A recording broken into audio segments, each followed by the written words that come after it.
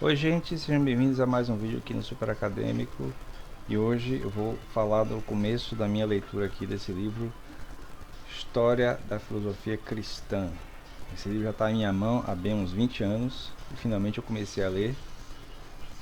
Eu sei um pouco já de filosofia cristã, tanto que vocês já viram na semana passada o vídeo que eu reutilizei sobre Pedro Agostinho, mas eu queria me aprofundar um pouco na variedade de pensadores dessa época da filosofia. Antes de começar, não se esqueça de se inscrever no canal, dar like no vídeo, compartilhar e comentar. E dar uma olhada também no meu novo livro, Dinocracia, Utopia Final 2, Utopia Ameaçada. Então vamos lá, não tem muita coisa para falar, porque está no começo, né? Mas eu vou dar uns destaques aqui. Então, o livro, né, de autoria dos professores Philotheus Bonner e Etienne Gilson, são autores americanos, a tradução está muito bem feita. Eles vão chamar a atenção primeiro da relação entre teologia e filosofia, né? A fim de transformar as convicções religiosas em evidências racionais. Seria o propósito do pensamento filosófico teológico da Idade Média. O filósofo cristão não pede tal resposta à filosofia. A concepção do mundo é determinada pela fé que lhe proporciona uma visão onicompreensiva do mundo e da vida. Quer dizer, a filosofia não serve, no caso da filosofia cristã, para questionar a fé, mas para afirmar. A fé determina o sentido do trabalho filosófico. Então tudo é direcionado a partir da fé. Então isso é bem de início, né? Então é interessante notar essas questões iniciais para que não se caia na dúvida, né? No erro de achar que só porque está se trabalhando com filosofia, ou usando a filosofia como forma de argumentar ou de pesquisar, vai se pôr em questão a fé originária. Ele vai começar falando do Justino, é o primeiro pensador que ele menciona. Justino, um pensador que foi martirizado, ele está justamente nessa época da conversão de Roma para o cristianismo, e aí ele vai fazer, como muitos desses pensadores do início da era cristã, né, vai fazer processo de conversão, né? Então as dúvidas relacionadas com a fé, elas são elaboradas a partir da filosofia justamente para afirmar a própria fé. Aqui fala que ele se desilude com a filosofia grega, e lembrando que no começo da Idade Média, no começo da era cristã, já oficializada pelo Império Romano, havia uma grande variedade de cultos cristãos diferentes, né? Até um se tornar o canônico, né? O cânon. Ele vai negar as filosofias pagãs, descobre a verdadeira filosofia no cristianismo. Quer dizer, é como se a filosofia grega já existente há 8 séculos, mais ou menos, né? Isso é século 2, 3 depois de Cristo. Então, essa filosofia que já existia, ela é apontada como tendo cometido erros justamente porque lhe faltava a fé cristã para dar sustentação. A sua importância está em haver dado domicílio à filosofia no seio do cristianismo, a importância do Justino, que é esse primeiro filósofo. Aí depois, no capítulo 2, ele vai falar sobre a escola de Alexandria, que é onde eu estou. Ele está falando de um cara chamado Clemente de Alexandria. Dos destaques a respeito dele, deixa eu ver, ele vai tentar trazer também a importância e o uso do argumento filosófico para a afirmação da fé cristã. Ele diz: assim a filosofia contribui positivamente para assegurar a fé.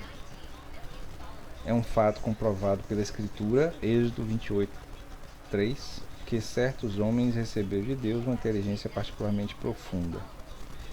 É interessante porque é como se fosse assim, já que tem um escrito na escritura sagrada, na canônica, e que pode ser interpretado como se referindo aos filósofos, então isso aqui é uma afirmação da filosofia. A filosofia é a serva da sabedoria ou da fé iluminada. Eu me lembro que ele tem uma hora que ele relaciona muito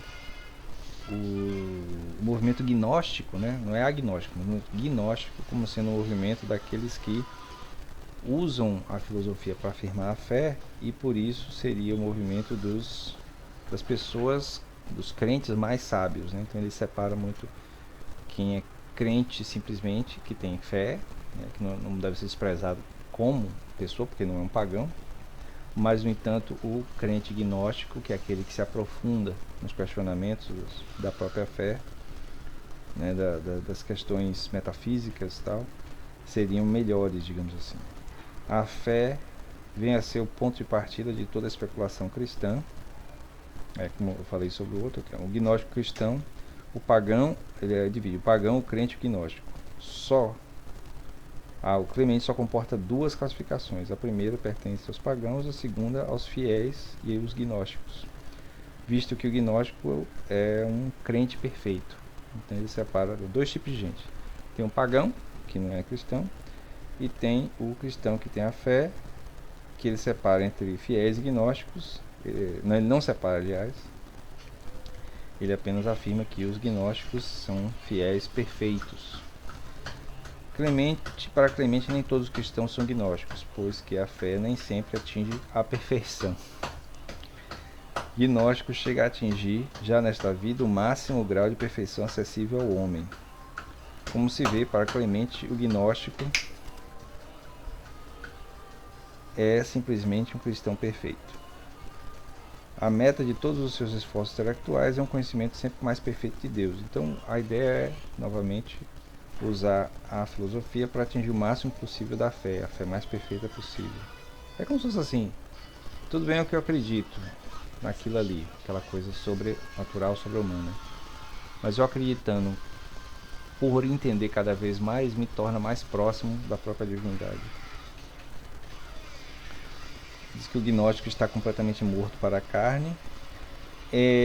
Os autores eles fazem uma conexão desse pensamento do Clemente de Alexandria com o estoicismo, mas diz que ele nega completamente o epicurismo, que são duas filosofias pré-cristãs, digamos assim, que de certo modo influenciam o cristianismo, especialmente o estoicismo, já que ele tem essa coisa da negação, no caso do estoicismo, da negação dos prazeres, a negação da vida, digamos assim, mundana, em afirmação a uma vida espiritualmente afirmada, enquanto no epicurismo há uma afirmação do prazer em contraste com uma vida puramente espiritual. A insistência de Clemente na apatia tem sido mal entendida, que é de origem estoica. Tanto no estoicismo antigo como no gnosticismo cristão de um Clemente, a supressão das paixões pressupõe a erradicação total da concupiscência, que é a fonte de toda paixão. A fé, a gnose, o amor, e o amor, a herança. Então haveria uma relação aí entre o conhecimento filosófico ou gnose com a ascensão para uma fé mais perfeita. Bom, foi só até aí onde eu fui. Ainda não terminei de ler o Clemente completamente. Mas dá para sentir sobre o que está se falando. Então é isso, eu vou ficando por aqui. É um vídeo curto, simples, para iniciar a leitura. Aí depois eu vou continuando com ela e apresentando para vocês minhas compreensões. Então, esse foi o vídeo de hoje. Espero que tenham gostado. Não esqueça de se inscrever no canal, dar uma olhada no meu novo livro. E até o próximo vídeo. Valeu!